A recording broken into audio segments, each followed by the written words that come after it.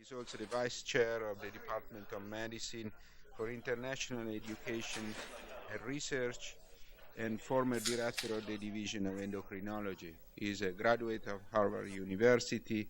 He did all his medical training and spent his career at Columbia, where he served as the director of endocrinology, and basically is the father of parathyroid hormone and parathyroid disorders. He's also an international leader in the field of osteoporosis. His contribution have been many and have been recognized with the most prestigious awards in the field. He also has a career as an educator. He's currently the chair of the Endocrine Fellows Foundation, and he has been incredibly successful in gathering fellows from all over the world that are trained at Columbia and other places, and then they go back to their own countries where they become experts in endocrinology and in the field of metabolic bone disorders. So he has been continuously funded by NIH since 1974. He has over 800 papers, again, mostly in the area of bone disorders. And with this, I think I let Dr. Bilezikian tell us about parathyroid disorders. John, thank you for being here. So, Roberto, thank you very much for those kind words, and also for the invitation to spend today here and to meet with members of the Division of Endocrinology and to exchange ideas about what we're doing and hopefully ways in which we can continue to stay in contact. You are in the Zoom meeting now. This is a Grand Rounds audience. I have always enjoyed speaking to a Grand Rounds audience because many of you are not endocrinologists, and many of you are not boneheads. And I'm speaking to boneheads and endocrinologists, but we're talking about a topic that, although endocrinological, in fact, is an area in which we all need to hope to be updated. And the title may be a bit intriguing. Regulation of bone metabolism is seen in one molecule. But we're going to talk about 3 diseases, and we're going to talk about 3 treatments. These are my disclosures. So to begin, just to remind ourselves that there are hormonal mechanisms that keep the serum calcium within normal limits at all times under homeostatic conditions. The body basically does not want itself to have wide excursions in the calcium. Now, this is the normal range of the serum calcium, and you can see it goes from about 8.5 to about 8.2. And this is actually a rather narrow excursion when it comes to a number of the analytes that we typically measure in medicine. But actually, with regard to hormonal control of calcium, this excursion is even more limited, because in any one of us, we don't tolerate normally this wide range, but rather a very narrow range. And this is true for anything you might measure in medicine. The individual's excursions are always much more narrow than the population. There must be control mechanisms that keep the serum calcium under most circumstances within these narrow normal limits. And this is the kind of diagram where you see that individual, the calcium will go up imperceptibly, will go down. But, it's very hard to show this. You're seeing essentially someone whose serum calcium is normal. Whether they eat a little bit of calcium-containing foods or are in a fasting state, these small perturbations are too small to be actually measured accurately. Now, there are many regulators, and of course we're not going to discuss them in their entirety. That would be another discussion. We know about the active form of vitamin D, FGF23, rank ligand, OPG, Wnt signaling, and BMP, and many, many other factors that conspire or collaborate together to keep our calcium normal. But this topic is going to be on parathyroid hormone. And if I was keeping you in suspense, now there is no more suspense. The molecule is parathyroid hormone. And this is the molecule. It's an 84 amino acid peptide secreted by the parathyroid glands in response to a signal. And that principal signal is a drop in the serum calcium that will lead through the calcium sensing receptor to a rapid, if not instantaneous, increase in parathyroid hormone. On the other hand, if the serum calcium goes up for any reason, and here's an example of a classic paper by Bob Heaney, in which he gave a group of healthy postmenopausal women a small calcium load, 500 milligrams of oral calcium, in terms of a supplement. And you can see in this slide that within literally minutes, the parathyroid hormone plummets in these three different preparations and then recovers. This is the normal control where patients or these individuals did not receive any supplemental calcium. So this instantaneous control is even more impressive if you look at how the serum calcium changed, and essentially didn't change at all. That 1 to 2% rise in the serum calcium you would not be able to measure, but there was a 40% drop in the parathyroid hormone level. The major functions of parathyroid hormone are to regulate bone remodeling in the adult skeleton, to regulate, yes, our serum calcium, but also our phosphate, and to regulate that other very important regulator, namely active vitamin D. In response to a hypocalcemic signal under normal circumstances, parathyroid hormone will resorb calcium from bone, will reclaim filtered calcium in the renal tubule, and the net effect, of course, would be to bring that calcium back up to where it was. So this is the molecule, and we are going to discuss three diseases. We're going to discuss hypoparathyroidism, we're going to discuss hyperparathyroidism, and we're going to discuss osteoporosis. Disorders of parathyroid gland function are conveniently divided into situations where there is too little parathyroid hormone, and that is the condition of hypoparathyroidism. Life is not good when we don't have parathyroid hormone. What happens is that the kidney loses its function to reclaim filtered calcium, and that is a hypocalcemic stimulus.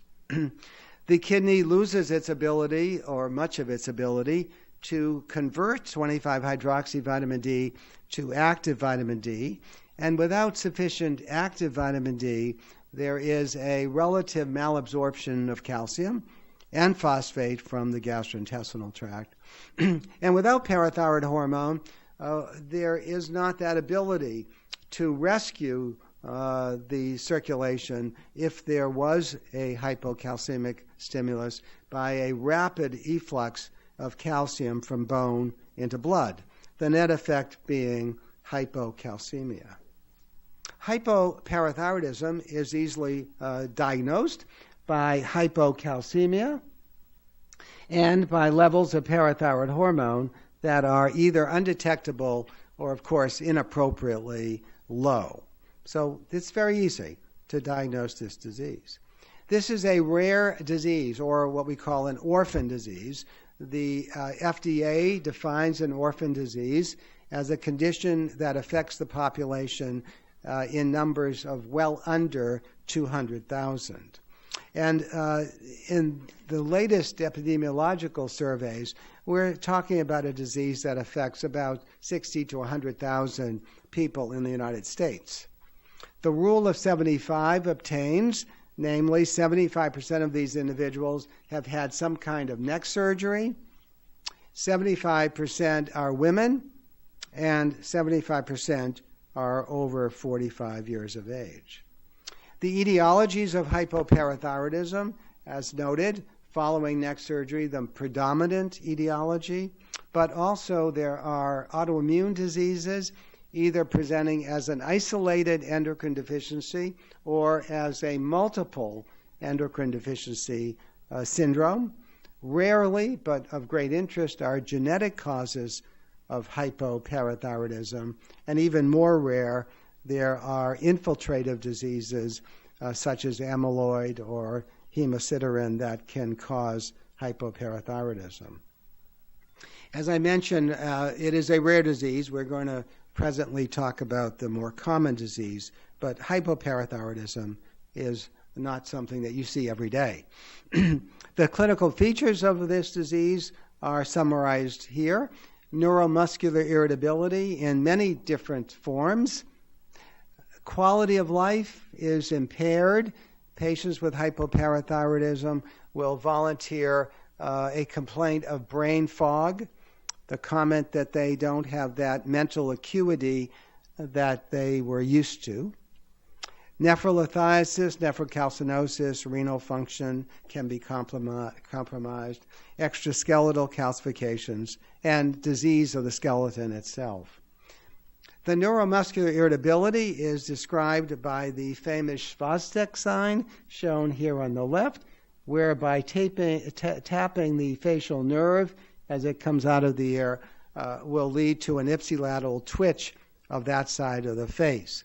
Now, you can try this on yourself, and those of you who are from Brooklyn, I know we're in Atlanta, but the joke is, I hope there isn't anybody from Brooklyn here, because 10% of the population in Brooklyn has a positive Schwazdeck. You'll know this by the way people from Brooklyn talk from one side of their mouth. I always make enemies when I say this. The point of that comment, though, is that it can be perfectly normal. So a positive Schwazdeck is not necessarily indicative of neuromuscular irritability. On the other hand, the Trousseau sign is much more specific. The blood pressure cuff is inflated to just a bit above systolic, and within a couple of minutes, patients will begin to complain of pain, and the carpal spasm will lead you to know that that patient has symptomatic hypocalcemia. At that point, you deflate the cuff. There's no point in going further. That's a positive test. I mentioned quality of life. The metric called SF36 we have done, and many others have shown, that if you look at the normalized score, which is 50, in every one of the 4 physical components and the 4 mental components, individuals untreated or treated with calcium and vitamin D, doesn't matter, they will score low. And this metric helps to substantiate the comment that patients with hypopara have compromised quality of life. The renal system is clearly affected. This work coming from Deborah Mitchell and Michael Monstadt from the Mass General show calcifications on renal imaging. A full 30% of individuals who were so imaged had evidence of nephrolithiasis or nephrocalcinosis. And looking at renal function, this slide indicates that those individuals with hypopara in orange for any decade had a greater percentage of renal compromise than the normal data set from the NHANES database from the United States. We see extraskeletal calcifications. The basal ganglia is that's the most favorite and classical site of extraskeletal calcifications, but calcifications can occur anywhere, in any part of the brain, around the joints, and in soft tissues. And in addition, the so-called calcium phosphate product, the nephrologists have taught us that it shouldn't be greater than 55. We endocrinologists are not happy when the calcium phosphate product exceeds 45. The calcium phosphate product is very important as an index of extraskeletal risk of calcification. Some individuals feel that it isn't so much the calcium phosphate product, but the phosphate itself that is most predictive of extraskeletal calcifications. Work that we have done with regard to biopsying the skeleton is making another point. These are micro-CT images of a comparable normal person, that is normal calcemic. On the left and on the right, you see that individual with hypoparathyroidism. Now, if I didn't tell you that this was trabecular bone, those of you who appreciate the difference between cortical bone and trabecular bone, you would say this is cortical bone. But it's not cortical bone, it's trabecular bone. And one of the hypotheses in our field, one that I have been particularly interested in, is the regulation of these two compartments of bone, cortical and trabecular, by parathyroid hormone. And in this case, you are seeing the corticalization of trabecular bone. In hyperparathyroidism, we're going to see the opposite. So the theory is that this is a hormone that is regulating the compartmentalization of these two major sites of the skeleton. So we have problems as listed here. Hypoparathyroidism is a pervasive disease. Now, the goals, of course, are to keep patients from being symptomatic of hypocalcemia, to keep the serum calcium within normal, but the lower limits of normal, because these patients tend to be extremely sensitive to fluctuations in calcium. And even if the calcium is in the middle of the normal range, even though you would say it's normal, for these people, it may not be the best. We want to maintain and regulate the serum phosphorus. We don't like to see hypercalciuria, and we certainly don't like to see the elevated calcium phosphate product. The mainstays of therapy are calcium. We would say calcium, calcium, and more calcium. Both parent and active formulations of vitamin D.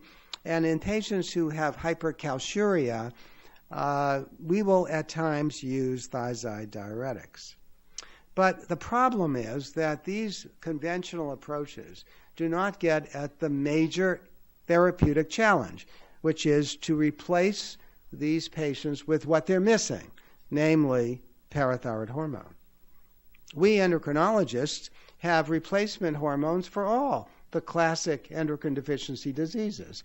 Of course, diabetes, we have insulin. Hypothyroidism, we have thyroid hormone, and down the list. And now, as of January of 2015, the FDA approved recombinant human PTH 1 to 84 as a therapy for hypoparathyroidism. Now, the classic study that led to the approval is summarized here. This was an international study of a relatively small number of subjects, 134 patients, who had well-established hypoparathyroidism.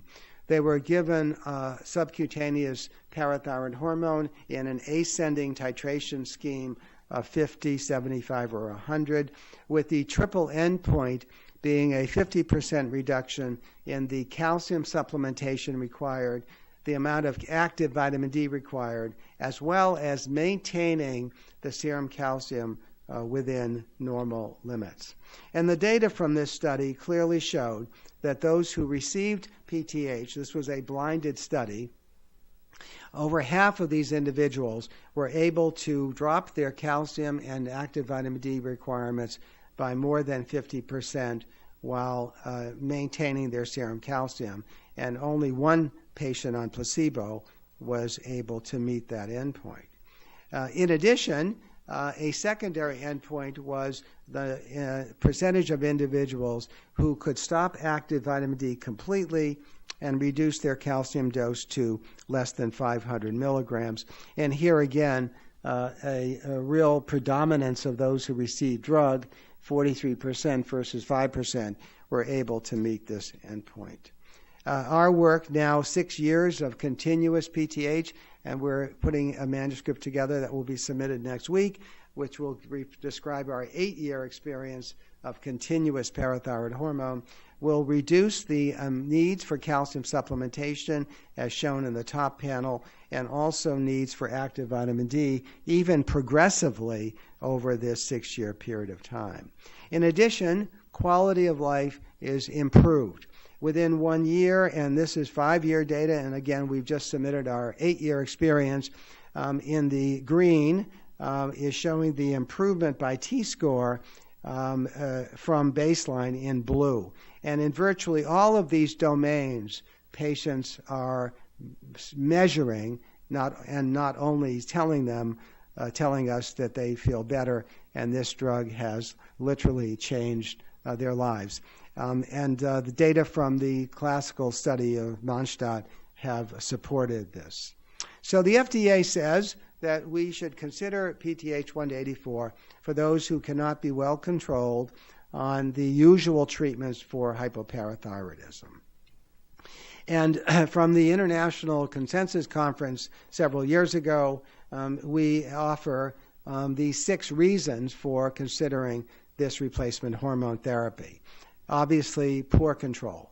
Those who need a lot of calcium, more than 2.5 grams per day, or more than 1.5 micrograms of active vitamin D.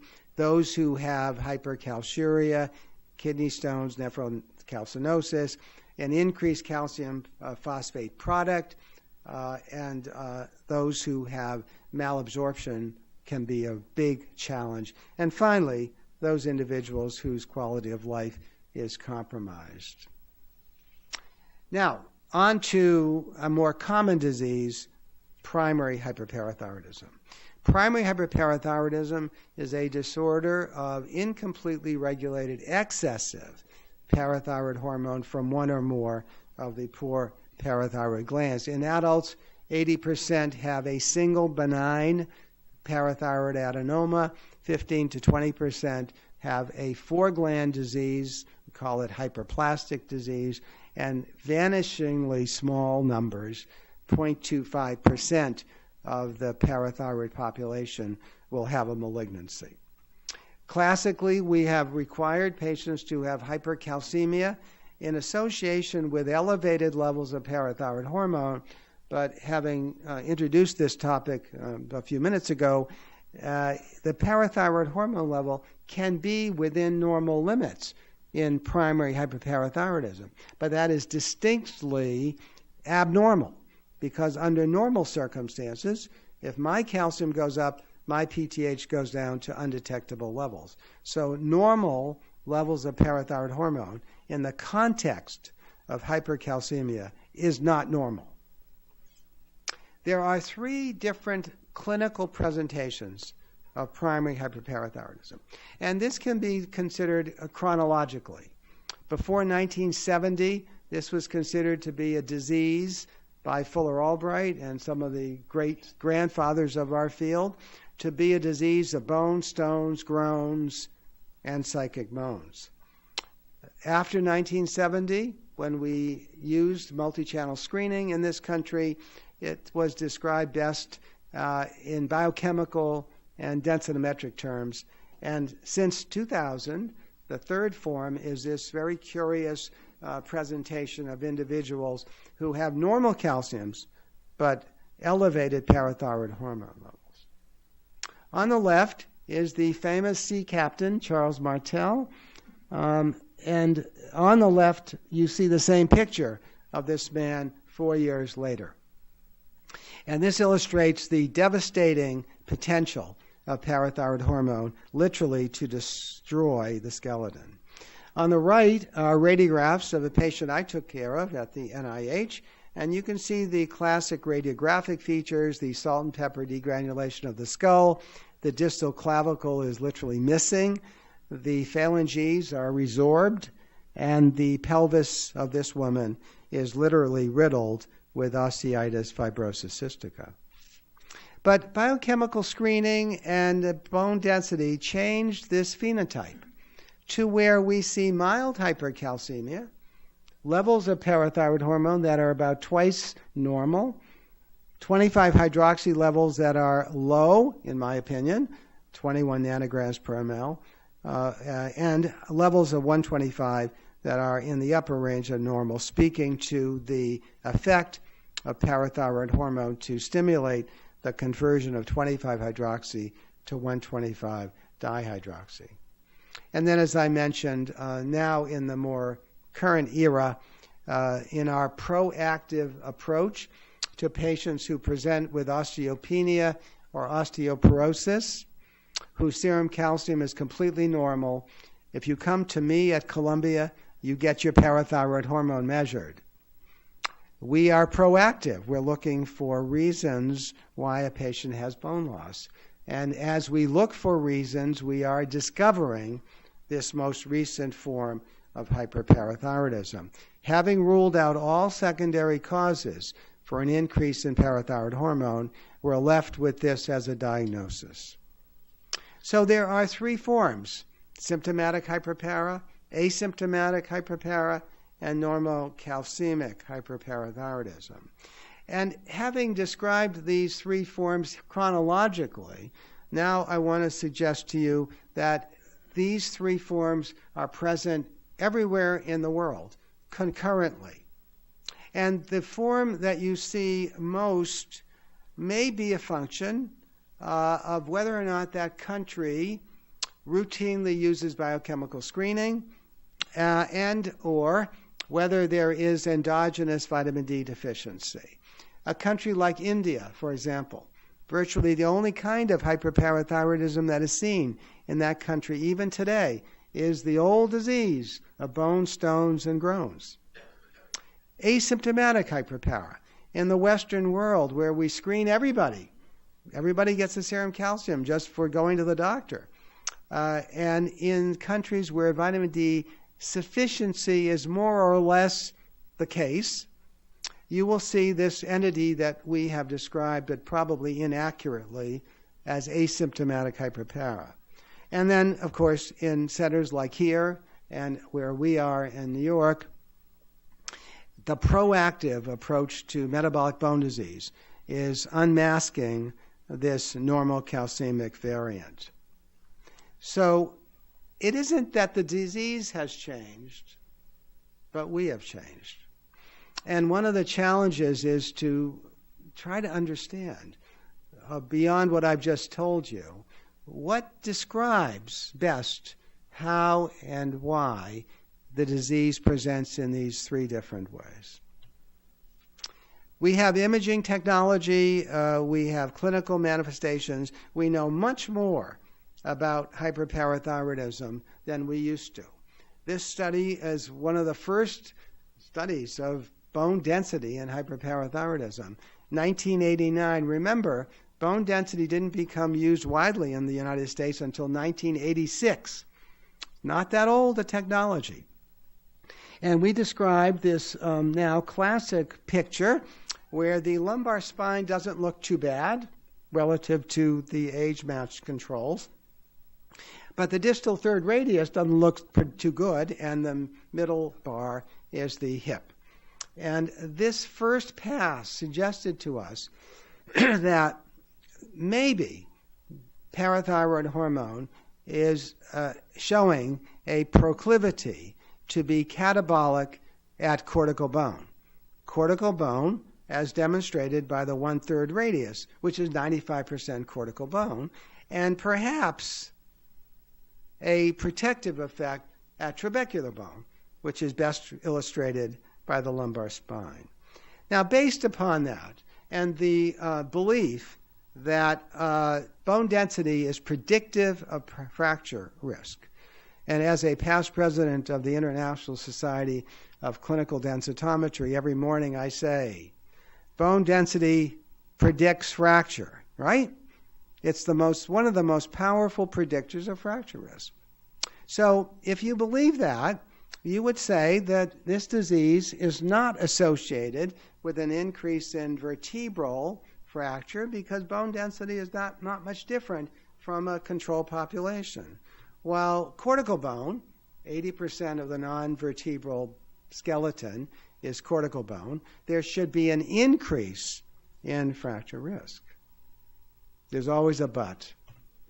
And the but came from the Mayo Clinic, in which Sandeep Khosla showed how many years ago now, that this wasn't the case, that vertebral fractures were actually increased over the expected, as well as distal forearm fractures, rib and all fractures.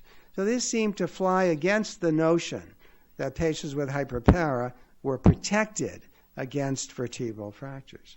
More recently, Claudio Marcocci from Pisa showed that if you looked at a group of individuals and measured their vertebral heights, either by regular X-ray or by trabecular vertebral fracture analysis, you would show, and they showed, that there was a greater incidence of vertebral fractures both among symptomatic and asymptomatic patients with hyperparathyroidism. Now, trying to understand this, we took advantage of high-resolution peripheral quantitative computed tomography, a technology that is not going to be used in every clinic because it's a very expensive technology. But with a resolution of 80 voxel and now down to 60 voxel, we can look at microstructure in a way that gives us insight that bone density and even bone biopsies did not. Here's an example, a matched control subject on the left, and on the right, what you see is cortical thinning, which is what you might have predicted, but you might not have predicted the trabecular compartment being obviously compromised. And measuring a number of indices, and I won't belabor them, but both the trabecular and the cortical indices, the red line defining normality, on the left in the terms of these metrics, or on the right, they're abnormal at both the distal radius and the tibia. We are clearly showing that this disease is involving trabecular bone as well as cortical bone. The natural history of asymptomatic hyperparathyroidism includes both progression and stability. I don't have time to talk about that, but a 10-year slice of time in our experience shows patients who are not candidates for parathyroid surgery do quite well. Between years 10 and 15, however, they begin to show progression of disease. We have advances in both imaging technology and surgery such that we can now identify the offending parathyroid adenoma almost all the time. And now with 4D CT with contrast, believe it or not, we can see normal 9-10 milligram parathyroid glands. So at Columbia and other places that have gained expertise in 4D CT, we can typically see 3 normal parathyroids and the big one.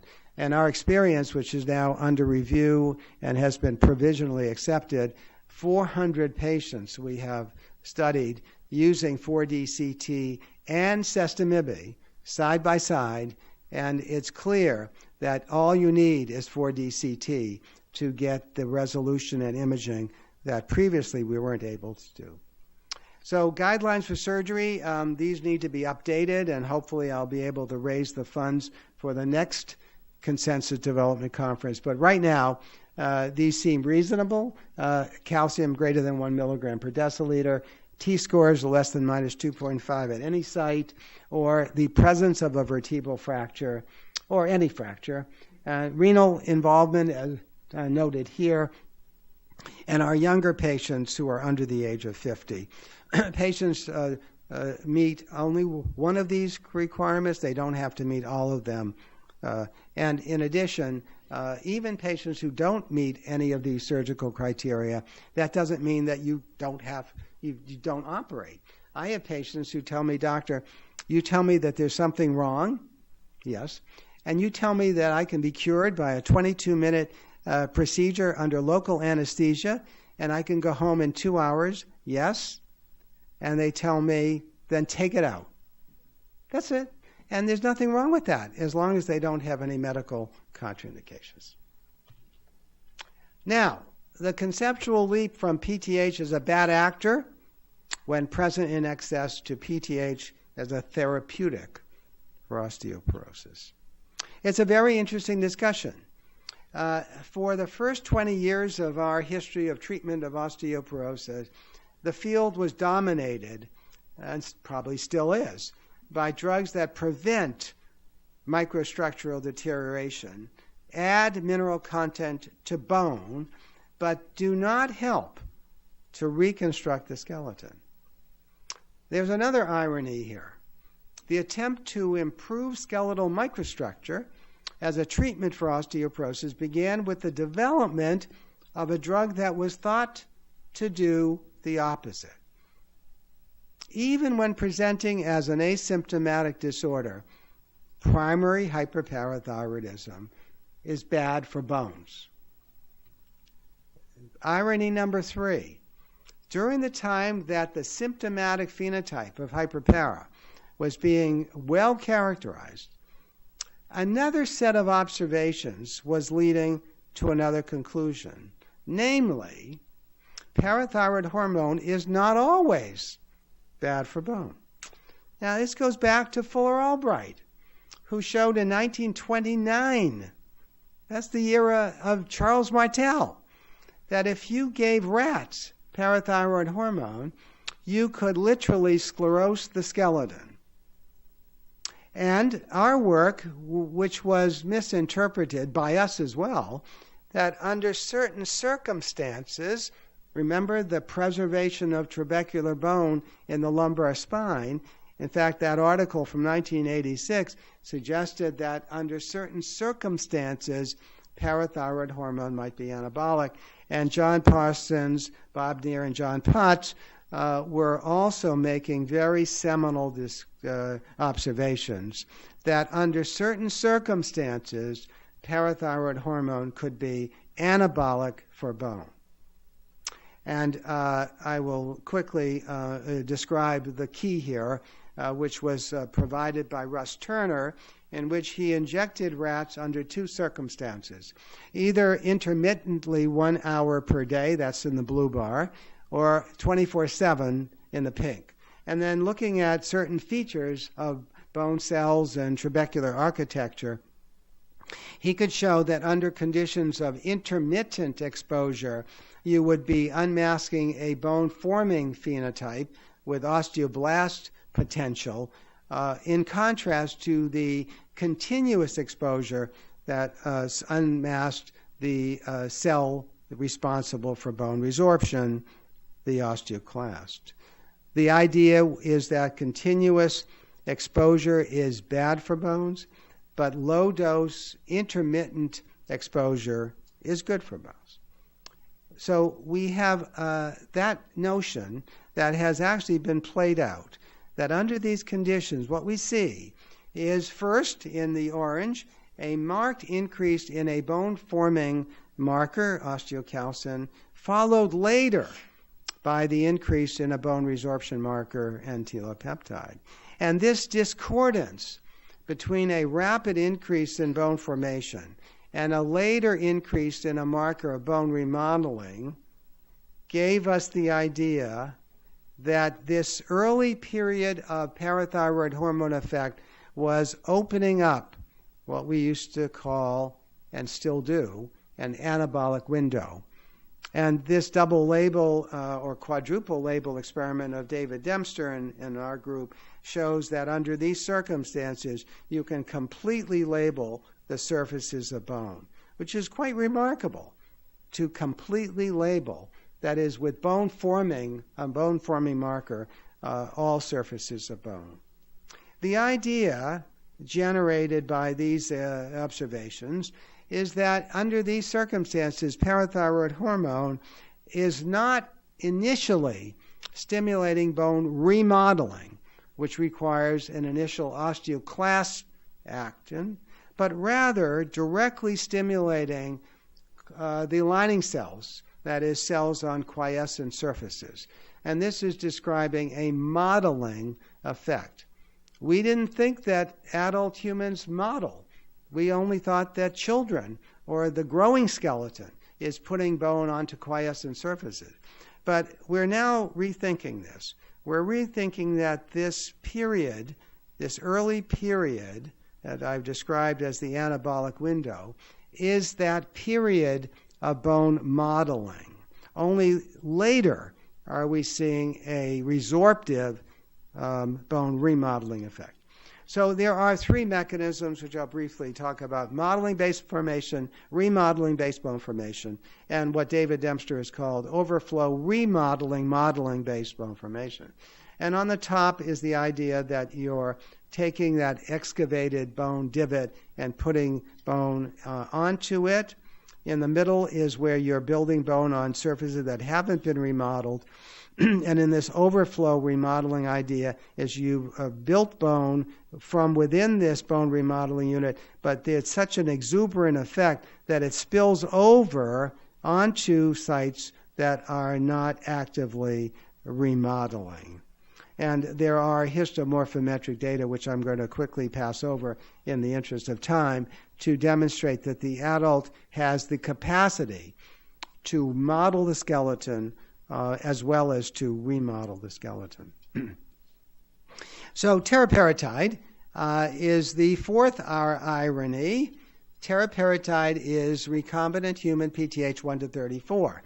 Well, this doesn't even exist as a hormone, never mind a metabolic product. This is teriparatide, and it's a figment of John Potts and Jerry Auerbach's laboratory creativity to find the shortest length peptide that harbored the same classical biological actions of the full-length hormone. And in those days, we didn't have bacteria to make our hormones. We didn't know anything about recombinant technology. This was the laborious addition of residues onto residues onto residues. The shorter the peptide, the cheaper the experiment. And hence, teriparatide became ingrained as a laboratory tool and then later as a treatment. And the data from Bob Neer, now classic, show that under low-dose intermittent conditions, teriparatide will reduce non-vertebral fractures and non-vertebral fractures. And for the first time, there is evidence that you can help to reconstruct the skeleton by connecting those broken down trabecular struts and also improving cortical thickness as well. And I think many of you know that this is a hormone that we've had now for 16 years. It's effective in osteoporosis in women, in men, in glucocorticoid-induced osteoporosis, as well as in any level of disease characterized either by the T-score alone or by the presence of one or more osteoporotic fractures. Now, this peptide needs to be refrigerated. It's an injectable every day. It can only be used for 2 years. The anabolic window is relatively small, and the safety concerns of osteosarcoma continue to describe this drug as a black box drug. 16 years later, we have had 3 cases of osteosarcoma when, from an epidemiological point of view, 1 in 250,000 humans have osteosarcoma. We should have seen 8 to 10. So it isn't even matching the coincidental association you would have expected. So although, there are theoretical concerns, we don't see that in the human. And this is the 15-year experience that most of us have led to discount this as a toxicity in humans. It's certainly a toxicity in rats. And if you give parathyroid hormone to rats, it's bad. Now, taking advantage of some interesting ideas of the parathyroid hormone PTHRP receptor, another analog has been developed. And it took advantage of the parathyroid hormone receptor that has 2 conformational sites or forms. R0 is an interaction between PTH or PTHRP that leads to what we call prolonged biochemical signaling. And another form called RG, and if you can't remember RG, you can remember it as really good. RG is a receptor conformation that allows the ligand PTH or PTHRP to bind ever so transiently. And knowing what we know about the anabolic potential of PTH, you would want your hormone or your drug to bind to RG, because that is the form that is most likely to lead to an anabolic effect. And to give you a schematic of the drug, abaloparatide on the bottom, I'm comparing it to PTHRP in the middle and teriparatide on the top. The green shows the sequence of teriparatide, and you can see PTHRP does share some homology with teriparatide. And abaloparatide, the new drug, out to residue 22, is identical to PTHRP. But these yellow cassettes represent residues that have been inserted in the linear sequence of PTHRP so as to exploit this preferential binding to RG. And the hypothesis is that abaloparatide will bind more selectively to that transient RG configuration of the PTH-PTHRP receptor. And these binding studies show, in fact, that is the case. Now, it isn't that it has greater affinity for RG, but it's that it has lesser affinity for R0. So the ratio of RG to R0 favors that transient conformation of the receptor. And this is kind of the way it works. You have the RG binding much more tightly but transiently to abaloparatide than teriparatide. The cyclic AMP signal is much narrower and shorter, and you're seeing a much greater osteoblast effect with abaloparatide than you are with teriparatide. And speaking to this idea, if you look at bone turnover markers, you see that there is an equivalent stimulation of bone formation, at least initially, but a much more sluggish stimulation of bone resorption with abaloparatide than teriparatide. And so this idea has led to the idea that this peptide is exactly doing this, that is, expanding the anabolic window. And the data that led to the approval of the drug is shown here by this study published by Paul Miller in JAMA a few years ago. The blinded part of this study was placebo versus abaloparatide. The open label was teriparatide because they couldn't camouflage the cartridge, so teriparatide was open label. Binding on the left between the bone density improvements between teriparatide and abaloparatide at the spine was equivalent, as was the major reduction in new vertebral fractures. In the hip, however, on the orange, you see that there seems to be a greater improvement in bone density at the total hip and femoral neck with abaloparatide than with teriparatide. And in this study, non-vertebral fractures were significantly reduced, as well as clinical fractures with abaloparatide. In this open label arm, teriparatide did not show non-vertebral or clinical fractures significant, but we know that teriparatide reduces non-vertebral and clinical fractures based on the NEAR study. In this study, it didn't turn out to be the case. In terms of non-vertebral fracture, though, abaloparatide seems to separate itself from teriparatide and from placebo very, very early on, suggesting but not proving that perhaps abaloparatide may confer non-vertebral fracture efficacy a bit earlier than does teriparatide. There was an extension of this study after 18 months. Both the placebo group and the abalo group were switched to alendronate for 2 years. The teriparatide arm was not continued. And so we had a 2-year extension after 18 months of either placebo or abaloparatide.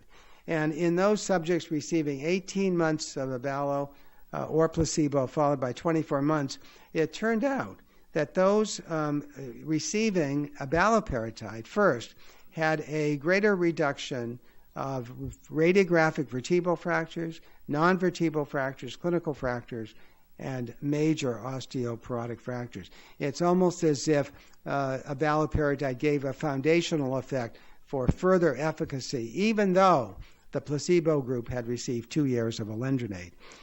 There was greater improvements in bone density, and the safety profile was the same. So this is the extension study, and I think what we will be doing with abaloparatide, just like with teriparatide, after 2 years we will be switching. The study would suggest we should switch to alendronate, but probably any anti-resorptive would be just as good. So we've taken a journey with one molecule. We've taken it in the setting of too little parathyroid hormone, hypopara, in the setting of too much parathyroid hormone, primary hyperpara, and then this wonderful bridge, taking a bad actor and understanding how under certain conditions this hormone can be a therapeutic for one of the biggest diseases of our time, namely osteoporosis. I hope this has been of interest to you, and hope that some of these messages will take with you in your practices and your work. Thank you very much for your attention. I think we have time for a question.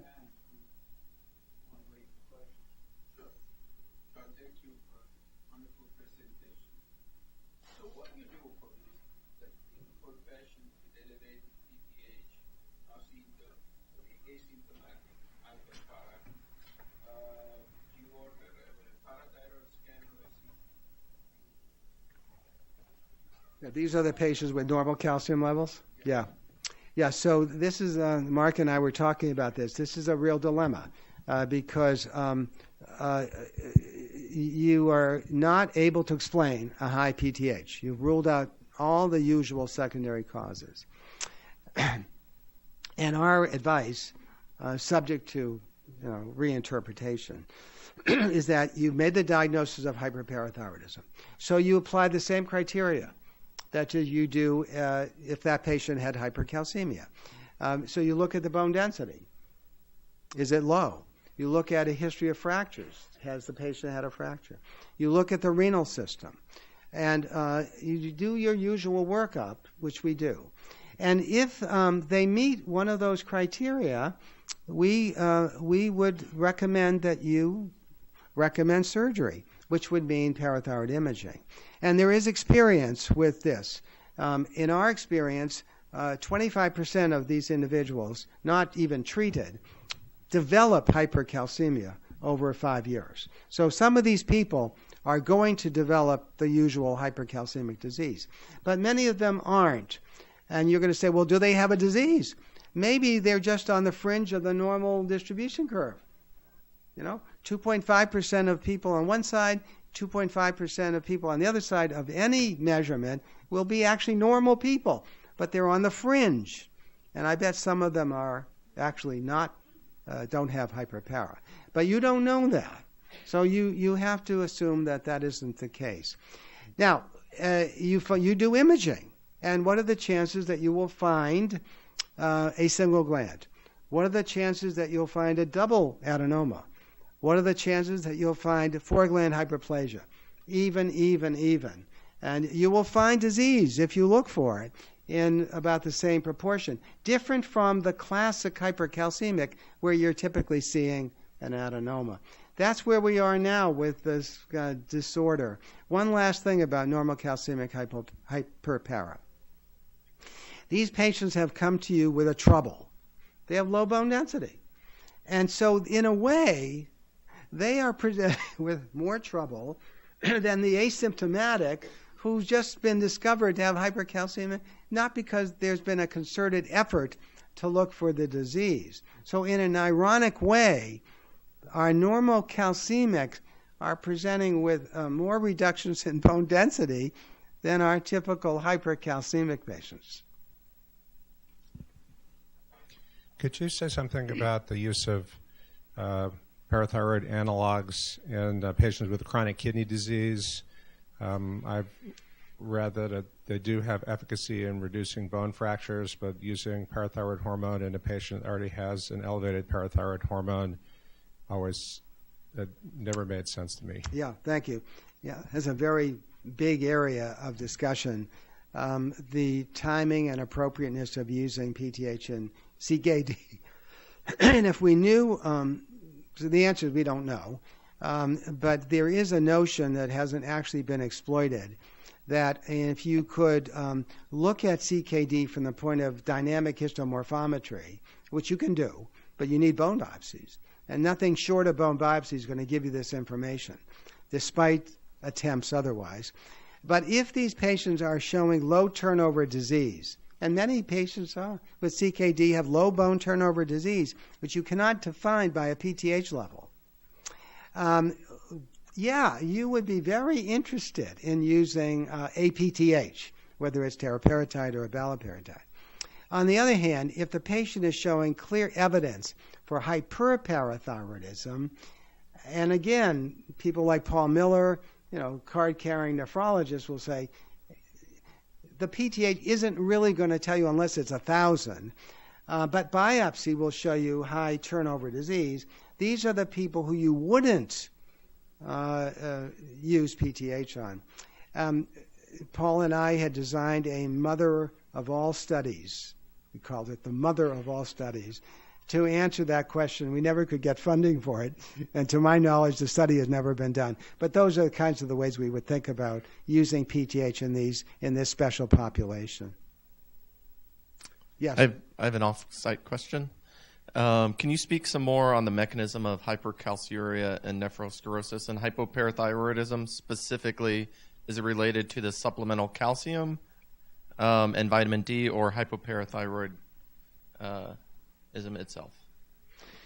Yeah, it's a very good question, and I don't know to what extent are extraskeletal complications, particularly renal, related to the disease itself and or the use of supplemental calcium and D. We see patients de novo who just come off the street and they're diagnosed with hypopara. And we see basal ganglia calcifications, and we see nephrocalcinosis. So I think to a certain extent this is the disease. And the disease is showing, as I mentioned before, these kinds of patients are not showing up with symptomatic hypocalcemia. They have mild hypocalcemia, but they have hyperphosphatemia. And that's why I think that to a certain extent this calcium phosphate product may be overstated, and maybe this is a phosphate-related complication. There's no doubt, however, that the use of massive, I have patients before we had Natpara, I have patients who are on 9 grams of calcium and 4 micrograms of calcitriol. That is a setup for trouble. So I think the answer to the question is a little bit of both. The disease itself, primarily mirrored through hyperphosphatemia, but also maybe the calcium phosphate product, and as well the need for a large amount of calcium and active vitamin D. Can you speak to the use of when you would use cinacalcet and all that for hyperparathyroidism? Yeah. I didn't mention cinacalcet. I have a whole lecture on hyperpara, but I had to cut it back. So cinacalcet is a calcium mimetic, and it is approved for patients who are not well controlled. That is, their hyperpara is not well controlled. We reserve cinacalcet for individuals who are not going to have surgery, can't have surgery, but are candidates for surgery. And we reserve cinacalcet for those whose serum calcium typically is in a range where you would expect them to be symptomatic. Now, what is that number? It's certainly more than 11, and I would say 11 and a half, 12. When I was training, I would say 13, 14, but we've reduced that threshold remarkably. Cinacalcet at 30 milligrams per day, not the approved dose of 30 milligrams twice a day, but I use it as a once-a-day dose, will normalize the serum calcium in virtually everybody with calciums between 11.5 and 12.5. And that's fine. If you're worried about hypercalcemia, that is the drug to use. If you're worried about low bone density, that is not the drug to use, because over 5 years in our longitudinal study, cinacalcet did not change bone density whatsoever. If you're worried about bone density in hyperpara, again, these are surgical candidates, but they're not going to have surgery, then you would go for an anti-resorptive. And the data we have, the best data we have, are for alendronate. We and others have published studies showing that alendronate will nicely improve bone density, particularly the lumbar spine in hyperpara. I presume you could use risedronate. There's one very sketchy paper on risedronate. And very recently, this year, for the first time, there's a paper from Europe describing the use of denosumab in primary hyperpara. I love the idea of denosumab in hyperpara because of its action as a rank ligand inhibitor, and the thought that parathyroid hormone to be catabolic requires the participation of rank ligand. So if you can knock out rank ligand biochemically with denosumab, what you're doing in the disease is shifting the pathway of parathyroid hormone from catabolic to anabolic. So I really like the idea of denosumab as an approach to people with low bone density in hyperpara. The serum calcium in that study with denosumab did not change very much, although I was a little bit surprised by that. I would have thought the serum calcium would drop. So yeah, we have cinacalcet and we have bisphosphonates. One last thing about cinacalcet. Cinacalcet is a calcium mimetic. So it mimics calcium. And it does a fabulous job in controlling parathyroid hormone secretion. But it's a mimetic, and it does find its way into the brain. So those of you who have experience with cinacalcet, particularly in parathyroid cancer, where you have to use high doses, these people become symptomatic of hypercalcemia, even though you've dropped the calcium. And that's because the brain is perceiving a higher calcium than there really is. So be careful with cinacalcet in particularly high doses. Thank you, we appreciate it. Very informative. Good. Thank you.